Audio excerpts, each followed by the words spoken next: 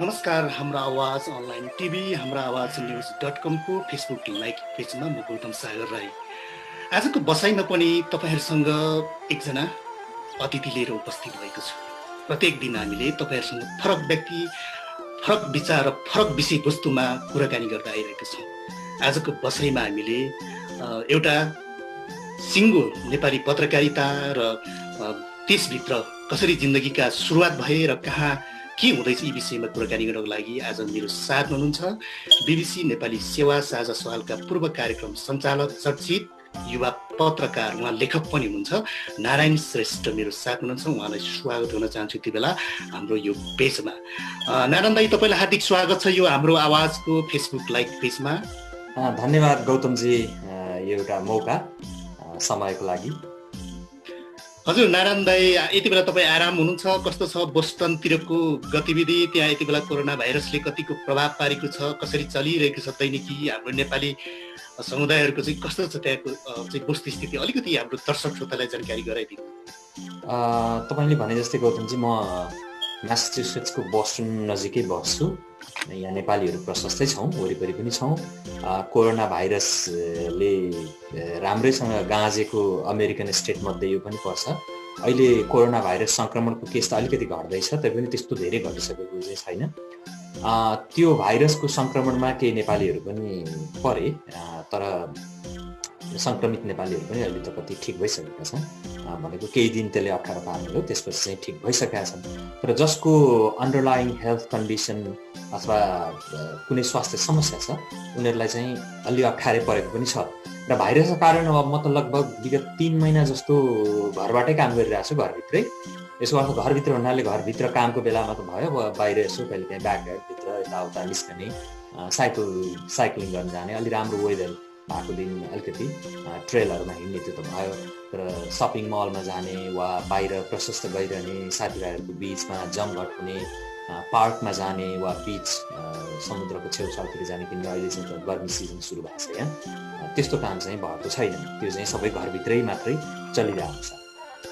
हजुर, सेफ रहनु होला दाइ। त्यहाँ विशेष गरेर धन्यवाद। समुदाय र तपाईँ जतिको व्यक्तिले तपाईँको पनि एउटा भूमिका रहन्छ र रहिरहेको छ भन्ने हामीले बुझेका छौँ। अब नारायण श्रेष्ठ भन्ने बित्तिकै हामीले बीबीसी नेपाली सेवा, जति बेला साझा सवालको एउटा चर्चित लोकप्रिय, तपाईँ एउटा शालीन भद्र व्यक्ति पनि, तपाईँको प्रश्न गर्ने एउटा शैली, कसैले नबिजाई कसैले नदुखाई, होइन, हाँसी हाँसी प्रश्न गर्ने एउटा शैली, धेरै तपाईँका दर्शक श्रोताहरूले, धेरै तपाईँका चाहिँ पाठकहरूले मन पराउनु भएको थियो, होइन। त्यो नारायण श्रेष्ठ मैले जानकारी पाएअनुसार एउटा लेखक पनि हो। सायद कमैले चिन्नुहुन्छ होला, नारायण श्रेष्ठ चाहिँ गीत लेख्नुहुन्छ, कविता लेख्नुहुन्छ भनेर। सम्भव भयो भने आज हामी तपाईँका कविताहरू पनि सुन्नेछौँ। एकचोटि तपाईँलाई म सम्झिने मौका दिन्छु, 1 मिनट। गोर्खाको त्यो एउटा गाउँबाट, त्यो गाउँको एउटा ठिटो नारायण श्रेष्ठ काठमाडौँ कसरी छिर्यो र कसरी चाहिँ पत्रकारितामा लाग्यो, के सपना बोकेर छिरेको थियो होला त्यो गोर्खाली एउटा ठिटो? गौतमजी, हुन त अब मेरो उमेरले पुरै जिन्दगीको यो गरियो त्यो गरियो भनेर त्यसरी सम्झिने उमेर भइसकेको छ कि छैन थाहा छैन, तर तपाईँले सोध्नुभयो। सामान्यतया सम्झिँदाखेरि म चाहिँ गोर्खा गाउँबाट एसएलसी पास गरेपछि, एसएलसीमा राम्रो पर्सेन्टेज ल्याएपछि सहरतिर पढ्न जाने चलन थियो मेरो जमानामा, भन्नु पऱ्यो। करिब 20-22 वर्ष अगाडि होला, 20 वर्ष जस्तो अगाडि। अनि त्यही लहैमा म पनि काठमाडौँ आएको हुँ। तर त्यसरी आउँदाखेरि एउटा चिज चाहिँ मसँग थियो। के थियो भने मेरो बाआमा त्यस्तो फर्मल औपचारिक शिक्षा लिनुभएको त होइन, तर बाआमा र सँगै वरिपरिको स्कुलको एउटा देन मसँग के थियो भने राजनीतिक चेतना चाहिँ मसँग थियो।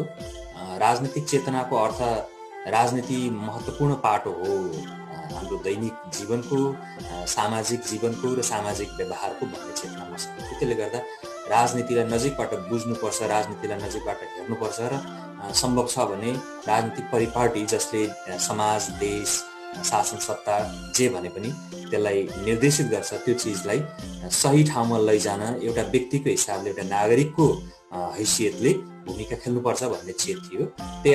त्यो चेतसँगै बोकेर म काठमाडौँ छिरेको हुँ। अब काठमाडौँ छिरेपछि सजिलो के भयो भने खुब पत्र पत्रिका पढ्न पाइयो, किताब पढ्न पाइयो होइन, किनभने गाउँमा त त्यस्तो कुरा अभाव हुन्थ्यो। सहरमा आएपछि त्यो चाहिँ सहुलियत उपलब्ध भयो, त्यसको भरपुर उपयोग गरियो। पत्रिका पसलमा जाने, घन्टौँ बस्ने, भए जति सबै पत्रिका पढ्ने, प्रत्येक दिन पढ्ने, किताब भेटेसम्म पढ्ने यावत काम त जसले पनि गर्छ मैले पनि त्यस्तो गरेँ। र त्यतिखेर मलाई साहित्यमा पनि रुचि त थियो, किनभने मलाई चाहिँ लेख्न मन पर्थ्यो, कविता कथा गीत त्यो लेख्न मन पर्थ्यो। कहिलेकाहीँ लेख्छु पनि, केही किताबहरू पनि निकालेको छु, 2टा कविता सङ्ग्रह पनि छ। र त्यो पढाइको सिलसिलामा राजनीतिक चेतले मलाई के दियो भने एउटा नागरिक भएपछि केही त गर्नुपर्छ, केही योगदान हुनुपर्छ भन्ने भयो। सम्भव थियो त राजनीतिक गतिविधिमै संलग्न हुनुपर्थ्यो। त्यसका केही ऐतिहासिक घटनाक्रमहरू छन् जसले गर्दाखेरि म अलिकति सेटब्याक हुने नेपालको राजनीतिक त्यो घटनाक्रम। तर राजनीतिक घटनाक्रममा संलग्न हुन नसक्दाखेरिको विकल्प के त भन्दा मैले 2टा विकल्प देखाएको थिएँ, एउटा कानुन, अर्को पत्रकारिता। मेरो केही साथीहरूसँग हामी जतिखेर चाहिँ अमृत साइन्स क्याम्पसमा पढ्थ्यौँ त्यतिखेर केही साथीहरूसँगको सरसल्लाह हुन्थ्यो के गर्दा ठिक हुन्छ भनेर। अनि मेरो एकजना साथीले मलाई सुझाउनु भयो पत्रकारिता गर्नुपर्छ। त्यतिखेर भर्खर एफएम रेडियो पनि एकदम मसरुमिङ भइरहेको थियो काठमाडौँमा। अनि त्यसपछि म पत्रकारितातिर लागेँ, पत्रकारिता पढ्ने, पत्रकारिता अभ्यास गर्ने। त्यहाँबाट मैले सुरुवात गरेको थिएँ। पछि मैले कानुन पनि पढेँ, तर कानुन अभ्यासै गर्न पाएन। यदि म एक्टिभ पत्रकारितामा नरहेको भए सायद म कानुन अभ्यास गर्थेँ होला, तर म सक्रिय पत्रकारितामा थिएँ। कानुन चाहिँ मैले पढेन त अभ्यास गर्न त्यो मौका मिलेन। पत्रकारिता चाहिँ मलाई एउटा समय अथवा त्यो परिस्थिति एक हिसाबले लक्की पनि किन ठान्छु भने मैले करिब 15 वर्ष बढी 15-17 वर्ष जति पत्रकारिता अभ्यास गरेँ नेपालमा, रेडियो र टेलिभिजनमा। त्यो समय चाहिँ नेपालको इतिहासको एकदम महत्त्वपूर्ण समय थियो, किनभने दरबार हत्याकाण्ड, सक्रिय राजतन्त्रको अवसान, त्यसपछि गणतन्त्र, संविधान सभा, नयाँ संविधान, यो सबै अवधि मैले त्यो करिब 15 वर्ष प्लसको अवधिमा मेरो आफ्नै आँखाले देखेँ। म सक्रिय सहभागी भएँ। मैले गाउँ डुलेर सारा नेपालीहरूको आवाज सुन्ने, उनीहरूको आवाजलाई अरूले सुन्ने ठाउँसम्म पुर्याउने त्यो भूमिका खेल्न सक्ने। त्यो हिसाबले चाहिँ मैले जुन अवधि पत्रकारिता, सक्रिय पत्रकारिता अभ्यास गरेँ त्यो नेपालको महत्त्वपूर्ण ऐतिहासिक क्षण थियो र त्यो महत्त्वपूर्ण ऐतिहासिक क्षणको एउटा साक्षी म पनि हुँ। र मैले त्यही एउटा भावलाई समातेर साक्षी भन्ने कविता सङ्ग्रह पनि निकालेको छु, मेरो फाइन प्रिन्टले निकालेको थियो। हजुर, सुरुमा तपाईँको पत्रकारिता रेडियोबाट सुरु गर्नुभएको थियो होइन त? हो, सुरुमा म पत्रकारिता पढ्दै थिएँ आरआरमा, त्यसपछि रेडियो सगरमाथा थियो। रेडियो सगरमाथा चाहिँ नेपालमा त्यतिखेर रेडियोहरूबाट जति एफएम र अरू रेडियो थियो हिन्दी गीत खुब बस्थ्यो, मान्छेहरूले हिन्दी गीत मन पराउँथे, अहिले पनि मन पराउँछ। तर रेडियो सगरमाथा चाहिँ एउटा यस्तो रेडियो थियो त्यो हिन्दी गीत नबजाउने, खालि कुरा मात्रै गरिरहने। अनि कति मान्छेले चाहिँ के भन्थ्यो भने यो रेडियो चाहिँ खालि कुरा मात्रै गरिरहन्छ, बोलिरहन्छ यो रेडियो भनेको। समाचार आउने, त्यहाँ विचार विश्लेषण हुने, मान्छेहरूको अन्तर्वार्ता हुने, मान्छेको बोली सुन्न पाइने, कुनै घटनाक्रममाथि अन्तर्क्रिया हुने, डिस्कोर्स भन्छ नि होइन। कुनै घटना भयो भने त्यो घटनालाई फरक दृष्टिकोणबाट हेर्न मिल्छ नि। त्यो डिस्कोर्स चाहिँ रेडियो सगरमाथामा हुन्थ्यो। म रेडियो सगरमाथा खुब सुन्थेँ विद्यार्थी कालमा। भर्खर रेडियो सगरमाथा आएदेखि नै सुनिरहेको हुन्थेँ। अनि जब मैले पत्रकारिता पढेँ त्यसपछि पत्रकारिता गर्नुपर्छ भन्ने भएर त्यतातिर लाग्न थालेँ। त्यसपछि मेरो चोइस पनि रेडियो सगरमाथा नै थियो र रेडियो सगरमाथामा गएर अब हुन त त्यतिको सजिलो त थिएन त्यतिखेर, किनभने अहिले जस्तो यति धेरै रेडियो टेलिभिजन पत्र पत्रिका वा अल्टरनेट मिडिया जो चाहिँ अब अनलाइन मिडियाहरू जस्तो त्यतिखेर त थिएन। थोरै थियो रेडियोको सङ्ख्या, टेलिभिजन त 2टा कि 3टा भन्दा थिएन, सायद 2टा मात्रै होला, खास धेरै थिएन। तर मेरो चोइसमा चाहिँ रेडियो सगरमाथा थियो। म रेडियो सगरमाथा गएँ। मैले धेरै ट्राई गरेँ त्यहाँ होइन, सुरुमा जाने बित्तिकै त कहाँ पाइन्छ र, तर मैले ट्राई गरेँ किनभने त्यो शम्भु राईको एउटा गीत छ क्या, त्यो गीत मलाई अहिले सायद पुरा सम्झना नहोला, तर उनले के त्यो गीतको बोली चाहिँ के छ भने जोरी पारी सबै राम्रो हुँदा सम्पत्तिमा कोही एक्लो जिन्दगी। त्यो गीत चाहिँ it spoke a lot to me होइन। भन्न खोजेको कुन सेन्समा भने म त टेक्ने हाँगो पनि थिएन, समाउने लौरो पनि थिएन राजधानीमा, म एक्लो थिएँ। त्यो बेला तपाईँको मैले ट्राई गरेँ क्या। बसाइ कस्तो थियो त्यो बेला? सहरको बसाइ अभाव होला, धेरै अप्ठ्याराहरू होला, स्वाभाविक भइहाल्यो किनभने त्यो स्ट्रगल हो, सङ्घर्ष हो। सङ्घर्षको बेलामा कस्तो हुन्छ भने मैले सङ्घर्ष गर्दैछु भन्ने चाहिँ थाहा हुन्छ, तर यो सङ्घर्ष साह्रै दुःखपूर्ण हो भन्ने चाहिँ थाहा हुँदैन। यदि तपाईँले त्यो सङ्घर्ष गर्दै गरिरहँदा मेरो सङ्घर्ष चाहिँ साह्रै दुःखपूर्ण छ भन्ने पनि तपाईँलाई ज्ञान भयो भने द चान्सेस के हुन्छ भने तपाईँ हार खान सक्नुहुन्छ। र मलाई अहिले फर्केर हेर्दाखेरि चाहिँ सङ्घर्ष साँच्चै सङ्घर्ष थियो। कहाँ खल्तीमा पैसा हुन्थ्यो र होइन, पुरा हिँडेरै जानुपर्ने हो। म सोह्रखुट्टे सोह्रखुट्टे नजिक बस्थेँ। त्यहाँबाट हिँडेर ललितपुरको बकुण्डोल रेडियो सहरमा था, कहिले हिँडेर गइन्थ्यो होइन। Which is fine. पसिना हुन्थ्यो, पसिना गनाउँथ्यो, तर म पसिना गनाइरहेको छु भन्ने मलाई थाहा हुन्थ्यो, विच इज ओके होइन। यदि सङ्घर्ष भयो भन्ने थाहा भएको भए सायद हार खान पनि सकिन्थ्यो कि। त्यसैले सबैको त्यस्तो सङ्घर्ष हुन्छ जस्तो लाग्छ। जसले गर्नु छ नि, जसले केही काम गर्नु छ अथवा केही नयाँ चिज गर्नु छ भने त अलिकति सङ्घर्षै गर्नुपर्छ नि। तपाईँले देख्नु होला कुनै अन्डाबाट बच्चा भर्खर निस्किँदाखेरि त्यो अन्डाको बाहिरको आउटर लेयर फोर्नलाई उसले एकदम सङ्घर्ष गरिरहेको हुन्छ। एउटा बच्चा जन्मिनलाई उसले सङ्घर्ष गरेर बाहिर निस्किन्छ। सेम थिङ अप्लाइज जिन्दगीको अरू मोडहरूमा पनि त्यो त लागू भइहाल्छ। सायद त्यही सङ्घर्ष र त्यो बेलाको त्यो स्ट्रगलले नै यति बेला सबैको प्रिय नारायण बनेको हुनुपर्छ। त्यो पनि हुनसक्छ, तर त्यो सङ्घर्षको बेलामा लेखे एउटा गीत हो त्यो चाहिँ। हुन त इट स्पिक्स मोर सम्बन्धको बारेमा, तर त्यो सङ्घर्ष त्यही बेलातिर रेडियो सहरमा आउने जाने हुँदै गर्दा मैले लेखेको मध्ये एउटा गीत चाहिँ अन्जु पन्त र मनोज राजले गाएको त्यस्तो एउटा कथा रहेछ भन्ने त्यो गीत चाहिँ मैले त्यतिखेरै लेखेको। तपाईँ त कविता सङ्ग्रह पनि निकालेको छु भन्नुभयो। तपाईँ कविता मैले केही युट्युबमा हेरेको पनि छु। म कविता साह्रै मन पराउने मान्छे, आफू राम्रो लेख्दिनँ तर म कविताको भाषा राम्रोसँग बुझ्न सक्छु। त्यहीबाट थाहा हुन्छ तपाईँ पत्रकारिता पनि गरिरहनु भएको छ, यता लेखन पनि। यी दुईटा चिज कसरी तपाईँले हेर्नुहुन्छ, एउटा लेखन र उता पत्रकारिता? मेरो सवालमा चाहिँ लेखन, साहित्य, कविताले पत्रकारितालाई चाहिँ धेरै सघाउँछ र मेरो व्यक्तिगत सवालमा पत्रकारिताले चाहिँ मेरो साहित्यको पाटोलाई चाहिँ कम सघायो। कुन अर्थमा भने, कुनै गुनासो होइन, कुन अर्थमा भने जब म रेडियो सगरमाथामा कार्यक्रम प्रस्तुता थिएँ, म भित्र विद्रोह त नभनौँ तर एउटा काव्यिक चेतनाको एउटा दिमागभित्र जे बस्छ नि त्यो अथाह थियो। मलाई यस्तो लाग्थ्यो म दिनभरि कविता मात्रै लेख्ने होइन, कविता मात्रै भन्न सक्छु, भनिरहन सक्छु र यदि रेकर्ड गर्ने भने त्यो कवितै हुन्छ। त्यो खालको गुम्फन थियो मेरो दिमागभित्र होइन। र म दिनभरि कविता मात्रै बोलिरहन पनि सक्छु, त्यस्तो पनि थियो।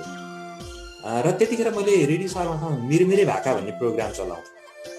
त्यो प्रोग्रामको कतिपय अब अहिले रेकर्ड छ कि छैन, मसँग एउटा पनि रेकर्ड छैन। सायद रेडियो सहरमा रेकर्ड हुन पनि सक्छ, त्यतिखेर राख्ने चलन थियो रेकर्ड। त्यो प्रोग्राम सायद अहिले लेखियो भने मलाई लाग्छ हाफ अफ माई न्यारेसन त्यो चाहिँ कविता नै होला। किन मसँग आएको सबै चिज म आँखा चिम्म गरेर मिनेट 10-15 मिनट म बोलिरहेको हुन सक्थेँ। सायद कतिका लागि त्यो अर्थ नलाग्न पनि सक्थ्यो, किनभने अलिकति मेरो कविता लेख्ने शैली पनि अलिक कहिलेकाहीँ अलिक क्लिष्ट पनि हुन्छ। किनभने मलाई जस्तो मोहन कोइराला, मदन रेग्मी, द्वारिकालाल श्रेष्ठ उनीहरूको कविताहरू, पारिजात किताब कविता बढी मनपर्छ, जो चाहिँ अलि बढी एब्स्ट्र्याक्ट कतिका लागि, मेरो लागि त हुँदैन, it speaks a lot to me होइन। ईश्वर बल्लभका कविताहरू हो, त्यसले गर्दा त्यसको प्रभाव होला। अब कतिले अलिक क्लिष्ट, तर म त्यसरी बोल्न सक्छु। त्यसले गर्दा त्यो साहित्य, लेखन, त्यसको देन मेरो बोल्ने, पत्रकारिता, मेरो शब्द चयन, भाषा त्यसमा चाहिँ रह्यो। तर जब मैले पत्रकारिता अभ्यास गर्न थालेँ, म भित्रको जुन उक्साहट, म भित्रको जुन गुम्फन छ, मैले त्यसलाई त काहीँ न काहीँ पोख्न पाएँ नि। एकछिन पोख्नेपछि म शान्त भएँ। यसको अर्थ के भन्नु, मैले सायद कम कविता लेखेँ, धेरै यतापट्टि बोलेर खर्छु, त्यस्तो लाग्छ। हुन त सबैमा यो लागु नहुनु पनि सक्छ, तर ममा चाहिँ त्यस्तो भयो जस्तो मैले देख्छु। नारायण दाइ, तपाईँ गोर्खामा गाउँमा हुँदा नै कवि बन्नु भएको थियो कि सहर पस्किसकेपछि त्यो स्ट्रगल लाइफ, त्यहाँको असहज, अप्ठ्यारो, थुप्रै सपनाको चाङै चाङ, त्यो देखेर कविता लेख्नुभयो कि तपाईँ गोर्खामा कवि भएर छिर्नु भएको थियो? म गोर्खामै स्कुल पढ्दै कवि दाबी गर्दिनँ, तर साहित्यिक चेत प्रशस्तै थियो, पाएसम्म किताबहरू पनि पढ्थ्यो। अनि त्यतिखेर अब एउटै स्रोत, सूचनाको स्रोत, चाहे गीत, कविता, साहित्य वा अरू होस्, त्यो चाहिँ रेडियो थियो, रेडियो नेपाल। रेडियो नेपालको चाहिँ म अत्यन्तै ठुलो श्रोता। मलाई लगभग होइन कुन दिन कतिखेर कुन रेडियो कार्यक्रम आउँछ भन्ने कण्ठ थियो त्यतिखेर। र एउटा शब्द कसै कुनै प्रस्तुताले, रेडियो नेपालको प्रस्तुताले बोल्यो भने म उसको नाम चिन्न सक्थेँ, भने त्यति धेरै सुन्थेँ म। त्यसको एकदम प्रभाव थियो र त्यसले गर्दा गीत साहित्यप्रति त्यतिखेर रुचि थियो। तर अब त्यस्तो धेरै ठुलो कम्पिटिसनमा भाग लिने, लेख्न सक्ने त्यस्तो चाहिँ त किनभने त्यो अभ्यासै हुँदैन थियो खास स्कुलमा। अहिलेको जस्तो पुरै लेख्ने, काहीँ पठाउने त्यति चलन थिएन। तर हाम्रो बिचमा सानो सर्कल थियो। त्यो सर्कलमध्ये अहिले एकजना पत्रकार पनि हुनुहुन्छ, मिलन तिमल सिन्हा, उज्यालोमा हुनुहुन्छ।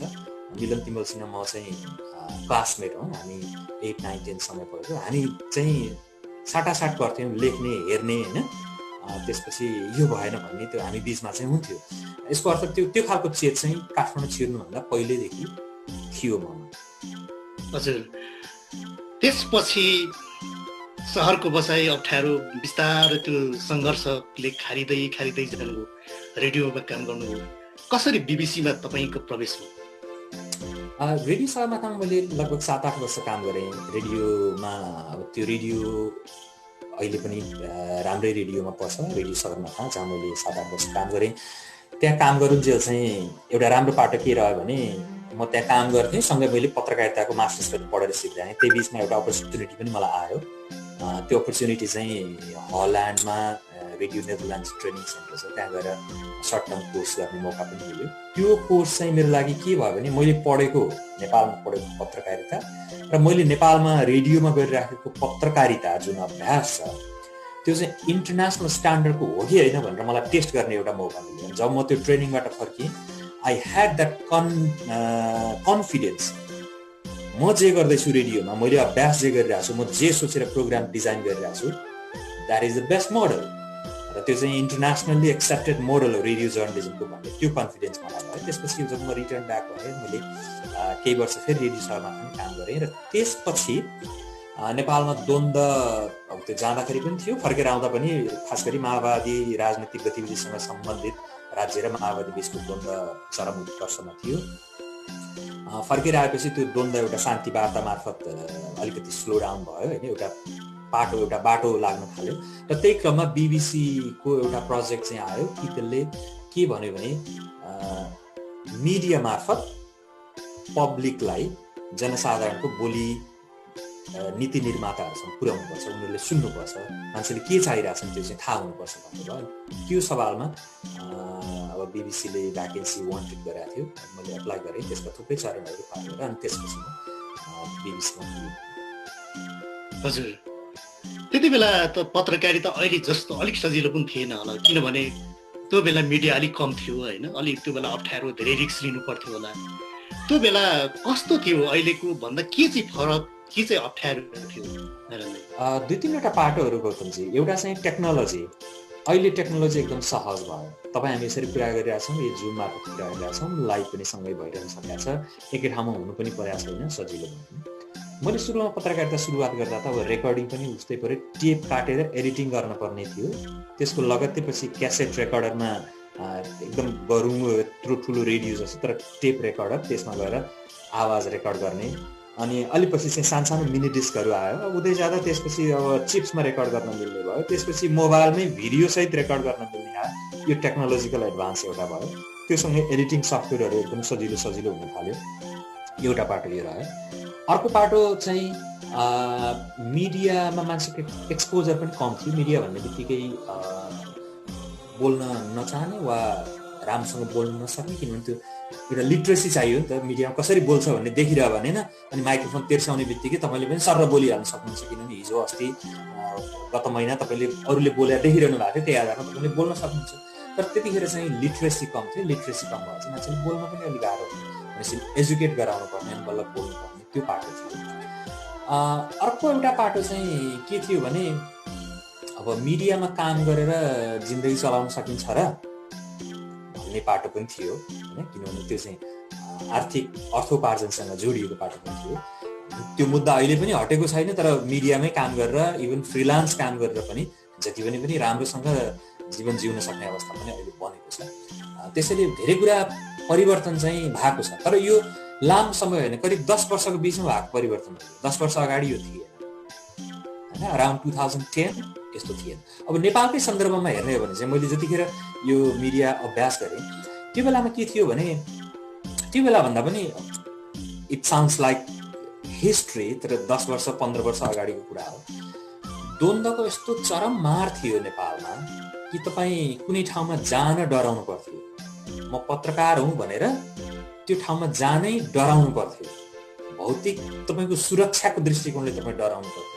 तपाईँ कुनै सहरमा पुग्नु भएको छ तर तपाईँ चाहिँ पत्रकार हो भनेर खुलेर भन्न नसक्ने अवस्था पनि थियो। अब हेर्नुहोस् है, यो 10 वर्षको बिचमा हामी त्यो सबै चिजलाई बिर्सिसक्यौँ। सायद नेपालमा हामीले यस्तो पनि अप्ठ्यारो थियो र भनेर लगभग बिर्सिसक्यौँ। त्यति बेलाको पत्रकारिता त अब अलिकति गाह्रो नै थियो। तर तपाईँ बिबिसीमा जब छिर्नुभयो होइन, बिबिसीमा छिरिसकेपछि यति धेरै तपाईँलाई माया गर्ने एउटा कुरो के, तपाईँले हाँसी हाँसी सरल अनि सहज तरिकाले प्रश्न गर्नुहुन्थ्यो होइन, त्यसले पनि तपाईँको एउटा व्यक्तित्व बनायो। दोस्रो कुरो मलाई लाग्छ साझा सवालले चाहिँ तपाईँको अलिकति गाउँ विभिन्न ठाउँमा विभिन्न घटनाहरूलाई चाहिँ तपाईँले टपक्क टिपेर ल्याउनु। जस्तै तपाईँको एउटा मैले हेरेको थिएँ कतारमा एकजना हाम्रो वीरबहादुर समथिङ दाईको कथा, त्यो हेर्दा मेरो पनि आँखा रसाएको थियो। पत्रकारिताको धर्म भनेको चाहिँ एउटा सूचना प्रवाह गर्नु या तपाईँको चाहिँ एक आँखालाई बिच चाहिँ अलिकति सम्पर्कविहीन भएका या अप्ठ्यारो परेकाहरूलाई कनेक्सन गराउनु पनि हो। त्यति बेला कति गाह्रो भएको थियो दाइ? जस्तै कतारको सन्देश बोकेर तपाईँ चाहिँ फेरि हाम्रो त्यो उहाँको गाउँसम्म पुग्नु भएको थियो होइन, तपाईँले त्यो सम्झना स्वरूप चाहिँ फोटो पनि दिनुभएको थियो भाउजूलाई। त्यो चिज हेर्दा म अलिक भावुक पनि भयो होइन, पत्रकारिता चाहिँ नारायण दाईबाट सिक्ने हो कि भन्ने पनि मलाई भएको थियो। त्यो घटना अलिकति जोड दिनु न, कस्तो थियो त्यो बेला बाहिर विदेशमा बसेर काम गर्नेहरूको अवस्था? कतारको प्रसङ्ग कोट्याउनु भयो, वीरबहादुर दाईको घटना। कतारमा रिपोर्टिङ गर्न आफैमा अलि अप्ठ्यारो छ, किनभने त्यहाँको राजनीतिक जुन खालको परिपाटी त्यो देशले अपनाएको छ, त्यहाँ चाहिँ स्वतन्त्र मिडिया त्यति अभ्यास हुन्न हाम्रो जस्तो देशमा होइन, अथवा तपाईँ हामी अहिले जहाँ बसेका छौँ त्यस्तो अलि होइन। त्यसैले त्यहाँ क्यामेरा बोकेर फ्रिली म पत्रकार हुँ भन्न पनि कतिपय अवस्थामा गाह्रो थियो। तैपनि हामीले अब केही गरी मिलायौँ र त्यो कतिपय वीरबहादुर दाईको त्यो फुटेजहरू चाहिँ हामीले मोबाइल फोनबाट खिचेको। त्यतिखेर भर्खर आइफोन 4 आएको थियो अनि आइफोन 4ले खिचेको, त्यो दुईवटा मोबाइलबाट खिचिएको धेरै जस्तो, केही चाहिँ क्यामेराले पनि खिचेको प्रोफेसनल क्यामेरा, अरू चाहिँ आइफोन 4ले खिचेको फुटेज हो। त्यो अप्ठ्यारो नै थियो। तर वीरबहादुर दाईसँगै अर्को कतारको अर्को एउटा इम्पोर्टेन्ट चाहिँ के हो भने, जसले चाहिँ नेपालको श्रम सम्झौता श्रमिकहरू जो कतारमा जान्छन् मिडलइस्टमा जान्छन् त्यो नै मुद्दा नै पनि निकै ठुलो बनेर पछि इन्टरनेसनल मुद्दा नै भने त्यो के भने कतारमा काम गर्नु चाहिँ आफैमा त्यो एउटा खुल्ला जेल जस्तो हो भनेर त्यतिखेरको राजदूतले पनि थियो र त्यो आफैमा एक प्रकारले कन्ट्रोभर्सी पनि क्रिएट गर्यो। तर त्यो सत्य पनि थियो त्यो केही हदसम्म, किनभने त्यहाँबाट काम गरिरहेको मान्छे केही परेर म फेरि मेरो देश फर्किन्छु भन्न पर्यो भने सिधीमिति फर्किहाल्नु नपाउने अवस्था थियो। त्यो रिपोर्टिङ हामीले गरेका थियौँ र जसले चाहिँ अर्को एउटा तरङ्ग लिएर आएको थियो र त्यो इन्टरनेसनल तरङ्ग नै भएपछि त। तर वीरबहादुर दाईको घटना चाहिँ फेरि अर्को पाटो हो, जो 12-13 वर्षदेखि कतारमा काम गरिरहेछ। कहिले अर्कोले पैसा खाइदिन्छ किनभने उनी धेरै टाढा मरुभूमिमा काम गर्छन्, अहिले पनि कति त्यस्तै काम गर्नेछन्। त्यहाँ पानी पर्दैन, कुनै घर पनि चाहिएन, यसो सानो एउटा त्रिपाल हालेर बसेदेखि भयो। राति चाहिँ जुन र तारा उडेर सुत्यो, दिउँसो घाम छँदैछ, यसो छाया बस्ने रुख त हुँदैन क्या, के यसो त्रिपाल छ भने त्यहीँ बस्यो अनि उठ चरा आए बस्यो होइन। त्यस्तो जिन्दगी बिताउने थुप्रै नेपालीहरू अहिले पनि हुनुहुन्छ। त्यो मध्ये एकजना पात्र चाहिँ वीरबहादुर दाई हुनुहुन्थ्यो, उहाँलाई हामी त्यहाँ गएर भेट्यौँ। त्यसपछि नेपाल फर्केर आएपछि केही समयपछि अनि हामीलाई चाहिँ मसँग मेरो टिम पनि हुनुहुन्थ्यो, टिमका साथीहरू पनि छन्। अनि हामी सबैले फेरि एउटा योजना बनाएर वीरबहादुर दाईको घरमा गएर जहानलाई भेट्ने अर्को योजना बनायौँ अनि हामी त्यो अनुसार गएर तपाईँले भन्नुभएको घटना फोटो दिएको घटना चाहिँ त्यो हो। यसरी त्यो बेला प्रविधिक हिसाबले पनि अलिकति अप्ठ्यारो थियो। त्यो पुनः आफ्नो देशभन्दा धेरै टाढा, त्यो देशमा पनि एउटा आफ्नै कानुन हुन्छ होइन। भर्खर तपाईँले पनि भन्नुभयो त्यो बेला क्यामेरा लिएर खिच्न नपाइने कति चाहिँ अब ठाउँहरू पनि हुन्छन् होइन। त्यति बेला त्यस्तो अप्ठ्यारो अवस्थामा पत्रकारिता गर्नुहुन्थ्यो तपाईँ, त्यहाँको घटना टिपेर ठक्कै आफ्नै देशमा ल्याउने, आफ्नो देशको पनि दाइकै आँगनमा लगेर देखाइदिने, त्यो खालको कामहरू गरिरहँदा तपाईँले पाउनुभएको माया सद्भाव होइन यति धेरै पाउनुभयो। अझ अर्को कुरो त त्यो बेला दाइले तपाईँले सोध्नु भएको थियो जिन्दगी के हो भन्नु सोध्नु भएको थियो। मेरो जिन्दगी कुकुरको जस्तै लाग्छ भन्नु, त्यही चिज पनि एउटा गह्रौँ शब्द थियो। सायद त्यो चिजले पनि धेरै मान्छेको मन मस्तिष्कलाई चाहिँ प्रभाव पार्यो, एक प्रकारको चाहिँ अप्ठ्यारो बनायो होला।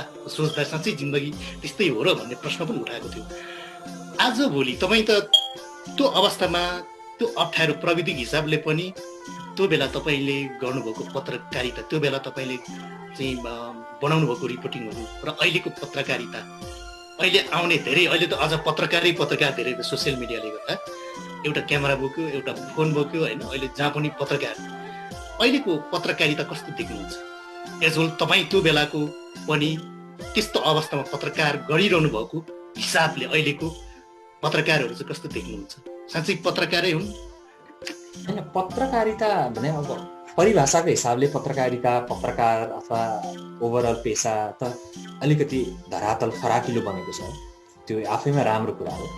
प्रविधिको हिसाबले धेरै सजिलो बनेको छ, झन् राम्रो भयो। तर अब तपाईँले कोट्याएको विषयमा मेरो एउटा सानो अपिल अथवा मेरो धारणा चाहिँ के भने, पत्रकार जो पनि बन्न सक्छ, किनभने पत्रकार एट द एन्ड अन्तिम सत्य भन्ने के भने सूचना आदान प्रदान गराउने हो। त्यो सूचना आदान प्रदान गराउने थुप्रै मिडियम हुनसक्छ, त्यो मिडियममा तपाईँले कन्टेन्ट भरिदिन सक्नुहुन्छ। तर जसले अलिकति भए पनि सूचना आदान प्रदान गर्ने काममा जो हुनुहुन्छ, एउटा कुरा चाहिँ के ख्याल गरिदिनुपर्छ भने जुन सूचना जहिले त्यो जसरी आदान प्रदान भए पनि त्यहाँनिर एउटा सामाजिक मर्यादा हुन्छ। एउटा नदेखिने रेखा हो, तर त्यो सामाजिक मर्यादाको एउटा रेखा हुन्छ र हुनुपर्छ। त्यो कुरालाई चाहिँ जहिले पनि ख्याल गरिदिनुपर्छ, किनभने सामाजिक मर्यादा भन्दा बाहिर गएर सूचना आदान प्रदान गरियो भने त्यसको कन्सिक्वेन्सेस व्यक्तिगत जिन्दगीमा पर्ला नपर्ला, तर ओभरअल समाजलाई त्यसले राम्रो नगर्न सक्छ। यदि कुनै सूचनाले समाजलाई राम्रो गर्दैन भने तपाईलाई व्यक्तिगत फाइदाको लागि मात्रै वा तत्कालको 2-4 हजार हिटको लागि होइन, आजभोलि तपाईँ हिट लाइक गर्ने बटनको कुरा छ नि त, थम्स अपको कुरा छ, 2-4 हजार धेरै थम्स अपको लागि वा लाइकको लागि त्यस्तो सूचना वा त्यो सूचनालाई अलिकति तोडमोड गरेर बाहिर नल्याइदिनु होइन। घटनाक्रम जे हो त्यो घटनाक्रमलाई देखाउन ठिक छ, तर त्यो घटनाक्रमलाई ट्विस्ट गर्ने काम वा अलिकति रङ्ग भरेर फरक रङ्गमा देखाइदिने ताकि त्यसले चाहिँ 2-4 हजार लाइक थम्स अप बढोस्, त्यो काम चाहिँ नगरौँ। जसले यो बिजनेसमा जो इन्भल्भ छौँ, एकपल्ट आफैलाई सोधेर आफैलाई सोचेर हेरौँ कि त्यो कन्टेन्ट बाहिर जानु, अब कन्टेन्टलाई सार्वजनिक गर्नुभन्दा अगाडि यो कन्टेन्टले चाहिँ फाइदा गर्छ कि गर्दैन ओभरअल सोसाइटीलाई, त्यो कुरा चाहिँ ख्याल गर्नुपर्छ है। म चाहिँ त्यति भन्न चाहिँ चाहन्छु। हजुर नारायण दाइ, तपाईँ त लेखक पनि हो, धेरै हाम्रो दर्शक श्रोतालाई थाहा नभएको कुरो पनि हुनसक्छ। तपाईँको सङ्ग्रह प्रकाशन भयो भन्ने मैले भर्खर थाहा पाउँदैछु। सम्भव भयो भने तपाईँको एउटा कविता सुन्नु मन छ। हो र, मेरो 2टा कविता सङ्ग्रह प्रकाशित छ। एउटा चाहिँ अघि नै पनि मैले भने साक्षी, र त्योभन्दा अगाडि मेरो पहिलो कविता सङ्ग्रह चाहिँ पार्थिव तस्विर। यस्तो तस्विर जसको चाहिँ जसले बोल्दैन, तपाईँलाई यसो हेर्दा एकदम सकुशल जस्तो लाग्छ, तर त्यो चाहिँ पार्थिव छ। त्यो चाहिँ मेरो पहिलो कविता सङ्ग्रह हो। तपाईँले कविता सुन्ने मन गर्नुभएको? जरुर, हाम्रो दर्शक श्रोताहरूलाई पनि सायद नारायण श्रेष्ठ चाहिँ चर्चित लोकप्रिय पत्रकार मात्रै होइन, लेखक पनि हो भन्नु पनि छ। किनभने धेरै हामीले गीत सुन्यौँ, कविता लेख्नुहुन्छ भन्ने मैले युट्युबमै थाहा पाएँ, र गीत पनि हामीले धेरै सुन्यौँ। हाम्रो अन्जु पन्त दिदीहरूले गाउनुभएको त्यो गीत धेरै चलेको पनि हो, तर सायद त्यसको सर्जक चाहिँ तपाईँ हो भन्ने कवै हाम्रो दर्शक श्रोतालाई पनि जानकारी होला, त्यो पनि पार्नु छ होइन। र तपाईँ राम्रो कविता वाचन पनि गर्नुहुन्छ। कवितामा राम्रो लेख्नु मात्र होइन, कवितामा वाचन शैली पनि त्यतिकै नै राम्रो चाहिन्छ। त्यो एउटा तपाईँ आफै पनि मिठो बोल्ने मान्छे, अझ त्यो शब्दलाई मिठो गरी चपाएर तपाईँले सुनाउनु हुँदा त्यो कविता चाहिँ कविता नै हुन्छ। सम्भव भयो भने हामी सुन्छौँ। ल ठिक छ, म खोज्छु गौतमजी एउटा कविता। यो कविता चाहिँ कविताको शीर्षक अनुरोध। मैले नेपालमै हुँदाखेरि नेपालकै कन्टेक्स्टलाई लिएर लेखेको। जतिखेर हामी भर्खर संविधान सभा, पहिलो संविधान सभा भत्काएर फेरि अर्को संविधान सभा बनाउने तयारीमा थियौँ, एकदम अनरेस्ट, अब के होला, भोलिको दिन कस्तो हुनेछ भनेर थाहा नभएको परिवेश थियो। र अहिले तपाईँ र म बसेको देश अमेरिकामा भोलिको दिन कस्तो होला भने त त्यस्तो अनसर्टिनिटीको कुरा त नगरौँ, तर विगत 2-3 दिनदेखि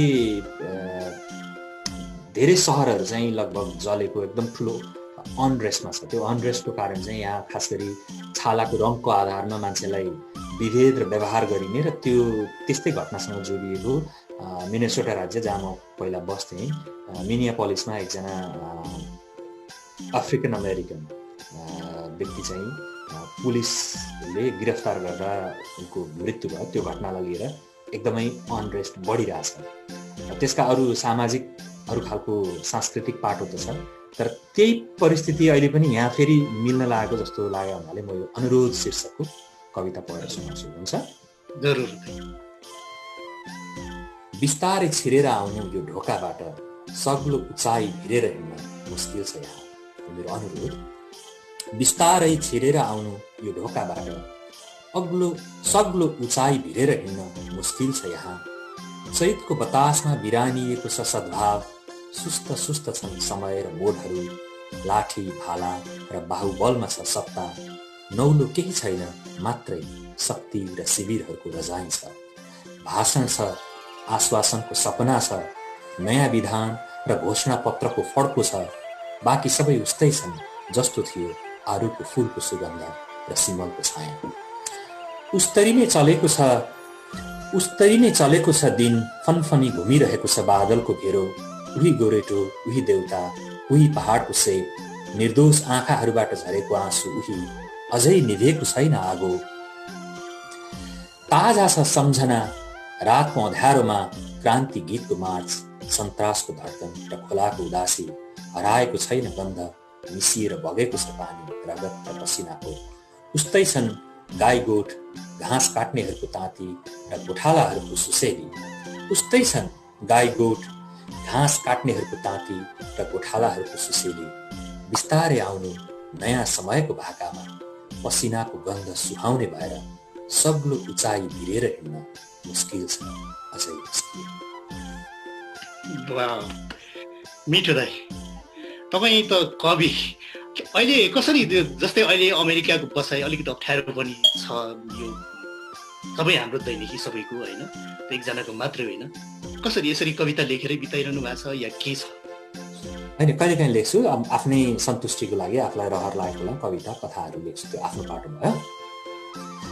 कति सार्वजनिक गर्न मन लाग्दैन पनि, आफ्नै डायरीमा रहिरहन्छन् होइन।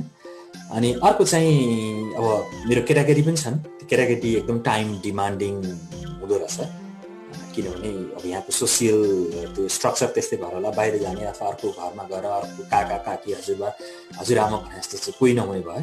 अनि कि त स्कुल जाने भयो, स्कुलबाट फर्केर आएपछि तपाईँ आफैले टाइम दिनु पऱ्यो, उनीहरूलाई टेक केयर गर्नु पऱ्यो, त्यो पनि एउटा ठुलो रेस्पोन्सिबिलिटी र एउटा टाइम कन्ज्युमिङ पार्ट हो। सायद हरेक व्यक्ति प्रौढ भन्नु पऱ्यो, उनीहरू चाहिँ त्यो फेजबाट गुज्रिनुपर्छ होला। सायद अहिले चाहिँ म त्यो फेजमा छु। र सँगै अर्को चाहिँ अब मेरो केही व्यक्तिगत रुचिका अध्ययन चाहिँ म गरिरहेको छु, कुनै औपचारिक होइन, तर आफूलाई रुचि लाग्ने सर्टेन चिजहरूको अध्ययन पनि म त्यत्तिकै गरिरहेको छु। र त्यो बाहेक अर्को काम त छँदैछ। अब नारायण दाइ, हामी यो बसाइको अन्तिममा आइपुगिसकेका छौँ। लामो कुरो गर्न मन थियो, समयको एउटा बन्द घेराभित्र छौँ। तपाईँ विगत 5-6 वर्षदेखि अमेरिका बसिरहनु भएको छ होइन, अब धेरै ठाउँ जानुभयो होला, धेरै ठाउँमा नेपाली दाजुभाइ दिदीबहिनीसँग भेटघाट भयो होला, यहाँका सङ्घ संस्थाका प्रतिनिधिहरूसँग भेटघाट भयो होला। यहाँको नेपालीहरूको अवस्था कस्तो देख्नुहुन्छ? हाम्रो समुदायले के गर्नुपर्छ जस्तो लाग्छ? एज तपाईँ एउटा पत्रकारिता हिसाबबाट पनि धेरै चिजसँग भिज्नु भएको छ, धेरै चिजलाई छाम्नु भएको छ, धेरै चिजसँग चाहिँ नजिक हुनुभएको नाताले के हुँदा चाहिँ राम्रो हुन्थ्यो र अवस्था कस्तो देख्नुहुन्छ? हामी अब मैले जहाँ पुगेको छु, जसलाई भेटेको छु अमेरिकामा रहने नेपाली मोस्टली चाहिँ फर्स्ट जेनेरेसन इमिग्रेन्ट आयो। भनेपछि हाम्रो रुट नेपाल हो, हाम्रो भाषा संस्कृति र धर्म नेपालसँग जोडिएको हुन्छ। त्यसैले हामीले लगाउने पहिरनको ढाँचा, हाम्रो सोच्ने तौर तरिका नेपालबाटै, नेपालमा जे देखेका थियौँ, नेपालको जे हो त्यहीबाट निर्देशित हुन्छ। त्यो कमजोरी होइन, तर त्यसलाई चाहिँ सफलतामा परिणत गर्न पर्छ। हामी पहिलो जेनेरेसनको इमिग्रेन्टहरू चाहिँ कस्तो हुन्छौँ भने आफ्नो वरिपरिको सर्कलमा जसले जे गरिरहेछ त्यही काम गर्न पुग्छौँ। हामी पुगेको सहरमा वा हामी बसेको ठाउँ वरिपरि धेरै मान्छेले चाहिँ नयाँ बिजनेस किन्दै काम गरिरहेको रहेछ भने नयाँ आउने मान्छेले पनि 2-4 वर्षपछि उसले पनि बिजनेस सुरु गर्छ। तर त्यसको ठाउँमा अर्को केही काम गरिरहेको रहेछ, काम गरिरहने धेरै समुदायको बिचमा पुग्यो भने त्यही काम गर्न थाल्छ। त्यो खालको समूहको प्रभाव चाहिँ हुन्छ र हाम्रोमा पनि त्यो छ। सेकेन्ड जेनेरेसनको नेपालीहरू चाहिँ अब पढेपछि अब यहीँको केही काम गर्ने त्यति छँदैछ। तर फर्स्ट जेनेरेसनको नेपालीहरूलाई पनि मलाई के लाग्छ भने यो चाहिँ अथाह अपर्च्युनिटी भएको ठाउँ हो होइन, यति धेरै अपर्च्युनिटी छ। ट्राई चाहिँ गर्नुपर्छ, आफूलाई जेमा रुचि छ ट्राई गर्नुपर्छ, सम्भव हुन्छ, त्यो चिज चाहिँ उपलब्ध हुन्छ जस्तो मलाई लाग्छ। त्यो कुरा एउटा हो। अर्को पाटो चाहिँ नेपालबाट यहाँ आएपछि नेपालको घटनाक्रम, नेपालको दैनिकीसँग जोडिने कुरा त भयो, तर अलि धेरै नेपालको प्रत्येक घटनाक्रमसँग जोडिरहन पनि त्यति आवश्यक हुन्न जस्तो लाग्छ। कहिलेकाहीँ चाहिँ समूहहरू यस्तो गरी विभाजित भएको देख्छु कि कुनै एउटा राजनीतिक दलको भातृ सङ्गठन वा राजनीतिक दलसँग जोडिएको सङ्गठन होइन कि राजनीतिक दलको पनि एउटा समूह वा एउटा उपसमूहको नजिक रहेको सङ्गठन, त्यो हैसियतको पनि देख्छु। त्यो चाहिँ अलि बढी भयो कि, किनभने त्यसले त अनावश्यक रूपमा तपाईँको समय खाइदियो, तपाईँको सोच्ने त्यो एनर्जी खाइदियो नि त।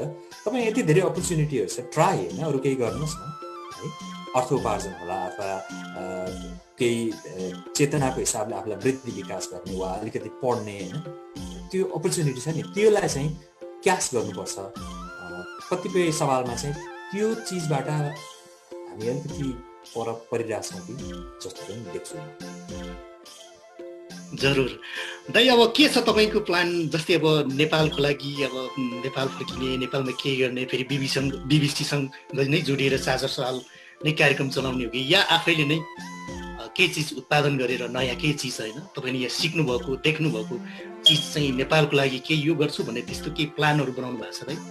होइन, नेपालको लागि के गर्ने भन्दा पहिलो कुरो त एज अ व्यक्ति म चाहिँ मेरो आफ्नो प्लान अनुसार म सही ठाउँमा ठिक ठाउँमा त्यो स्टेजमा पुगेको छु कि छैन, मैले आफ्नो लागि प्लान गर्ने हो, म चाहिँ त्यसरी हेर्छु। मैले अब यहाँ आएर पढ्दाखेरि केही समय लगभग 2.5 वर्ष मैले पढ्न खर्च गरेँ, त्यो गर्दा अलिकति ऋण पनि छ, त्यो मामला मैले मिलाउनुपर्छ होइन। पहिला चाहिँ म त्यो सिद्ध्याउँछु, त्यसपछि बल्ल मैले मेरो आफ्नो योजना अनुसार चाहिँ काम गर्न सक्छु। र अब त्यो योजना अनुसार चाहिँ पत्रकारिता नै हो अथवा अरू के हो भन्ने त क्यानट से होइन एट दिस मोमेन्ट। तर पत्रकारिता लामो अभ्यास गरे हुनाले त्यही कुरो सजिलो लाग्छ। पत्रकारिता कुनै मोड कुनै तरिका हुन सक्ला, तर त्योसँगै अब मलाई लेख्न मन लाग्ने हुनाले लेख्ने काम चाहिँ मेरो आफ्नै खुसीका लागि हो, बाहिर पब्लिकलाई देखाउनु छैन, मेरो आफ्नै खुसीका लागि त्यो चाहिँ छ। हजुर, तपाईँहरूले भर्खरै यहाँ चाहिँ अमेरिकामा हुने लगभग 8 जनाले चाहिँ एउटा टिम बनाउनु भएको छ होइन, बिस्तारै अरूलाई पनि जोड्दै लाने भन्ने तपाईँहरूको चाहिँ अब कन्सेप्ट भएको मैले बुझेको छु। त्यो टिममा तपाईँ पनि रहनु भएको छ, नेपालको लागि नेपाली अभियान, यसको छोटो जानकारी गराइदिनुहोस् न हाम्रो। ठिक गौतमजी, त्यो चाहिँ नेपालको लागि प्रवासी नेपाली, अब प्रवासमा जस्तो अमेरिकामा हामी छौँ, खास गरी नेपालले आफ्नो दाबी गर्न नसकेको कालापानी लगायतको क्षेत्र जो भारतले कब्जा गरिरहेका थियो, त्यो नेपाल सरकारले निर्णय गरेर नक्सा सार्वजनिक गर्यो नि, त्यसमा चाहिँ हाम्रो नैतिक समर्थन हो। यसको अब ठुलो अर्थ रहला नरहला हामीलाई त्यसको खासै सरोकार रहेन, तर हामीले के खोजेका हौँ भने नेपालसँग जोडिएको, नेपाललाई बुझेको हामीले नेपालले गरेको राम्रो कामको समर्थन गर्नुपर्छ, ताकि त्यसले चाहिँ त्यो काम त्यो अभियान चलाइरहनेहरूलाई कम्तीमा नैतिक बल मिलोस्।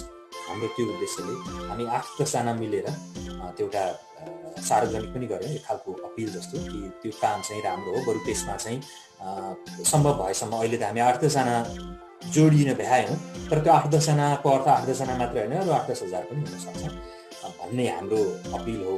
र नेपाल सरकारले गरेको त्यो काम चाहिँ पहिला त दाबी मात्रै हो, त्यसलाई अब थुप्रै चरणहरू छ होइन, त्यसलाई सल्टाउनु पऱ्यो, लिन सक्नु पऱ्यो। अहिले त सरकारले दाबी नै प्रस्तुत गरेको छ, भारतसँग वार्ता गर्नु पर्ला अथवा कूटनीतिक छलफलहरू अगाडि बढाउनु पर्ला, तेस्रो पक्षको इन्भल्भमेन्ट चाहिएला, भएन भने अन्तर्राष्ट्रिय अदालतसम्म पुग्नु पर्ने पनि हुनसक्ला, त्यहाँ पुग्न नपरोस्। त्यो सबै काम भनेको त वर्षौँ लाग्न सक्छ, अहिले हुने कुरा हो। त्यो वर्षौँ लाग्ने काम भनेको त एकदम टिडियस, अत्यन्तै थकित हुने स्थिति हो। त्यस्तो थकित हुन्न भन्ने एउटा नैतिक बल मिलोस् भनेर हामीले त्यो गरेका हौँ। त्यो कामपछि चाहिँ संसारको धेरै ठाउँहरूमा बस्नु नेपाली दाजुभाइहरूले रुचि देखाउनु भएको छ, जस्तो मिडल इस्टमा रहने, युरोपमा, कोरियामा, अस्ट्रेलियामा, त्यहाँ रहने साथीहरूले पनि हामी पनि केही गर्न सक्छौँ भनेर भन्दै हुन्छ, जुन चाहिँ एकदम सकारात्मक कुरा हो। संसारको जहाँ रहे पनि, किनभने त्यो कुनै पोलिटिकल फोरम होइन, त्यो चाहिँ एउटा like minded, open, non political, apolitical forum हो, जो जहाँ पनि जोडिन सक्छ। किनभने त्यो मुद्दाका लागि हामी जोडिएका हौँ। हाम्रो व्यक्तिगत राजनीतिक रुचि, कलर फरक होला होइन, फ्लेभर, तर त्यो राजनीतिक फ्लेभर हामीले त्यो गतिविधिमा चाहिँ ल्याउन चाहेका छैनौँ। र तपाईँले भन्नुभएको त्यो गतिविधि सही हो, हामीले सार्वजनिक पनि गर्यौँ, ठिक हो। हजुर, तपाईँहरूको यो एउटा अभियानप्रति हाम्रो तर्फबाट पनि तपाईँहरूलाई साथ सहयोगको लागि हामी तयारी पनि छौँ। र दोस्रो कुरो चाहिँ यो तपाईँहरूको अभियान सफल होस्, हाम्रो तर्फबाट शुभकामना। तपाईँ पनि जोडिन सक्नुहुन्छ, जो हामीलाई हेरिरहनु भएको छ सबै जोडिन सक्नुहुन्छ, किनभने नेपालको लागि प्रवासी नेपालीहरूको अभियान हो। एकदम म एकदम इन्ट्रेस्टेड छु र हाम्रो तपाईँलाई स्वागत छ त्यो अभियानमा। भइसक्नु कुरो भएको छ। अब नारायण दाई, तपाईँसँग कति धेरै बोल्न मन त हेर्नु न, हाम्रो दर्शक श्रोताले कति हेरिरहनु भएको छ, मेसेज गरिरहनु भएको छ, अलिक कुरो गर्नु पर्यो भन्ने, तर हामी समयको एउटा बन्द घेराभित्र छौँ। फेरि पनि हामी तपाईँसँग एकचोटि फेरि हामी तपाईँको कविता मात्रै सुन्न पनि हामी उपस्थित हुनेछौँ, फेरि हामी जोडिनेछौँ। अन्तिममा मैले सोध्न छुट्याएको यो कुरो चाहिँ सोधिदिनु भएको भए हुन्थ्यो भन्ने त्यो खालको र तपाईँलाई भन्न मन लागेको केही छ भने हाम्रो दर्शक श्रोताको लागि राखिदिनुहोस्, अनि हामी छुट्टिन्छौँ।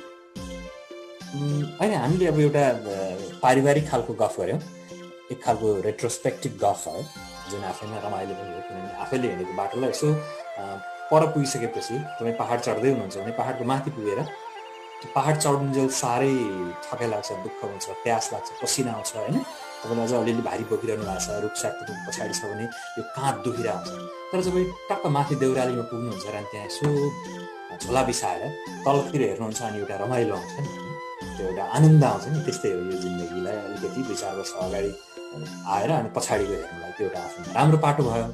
अर्को एउटा चाहिँ हामी यहाँ बसेर गफ गरिरहेको छौँ, कोभिड-19को आर्थिक असर प्रशस्त छ।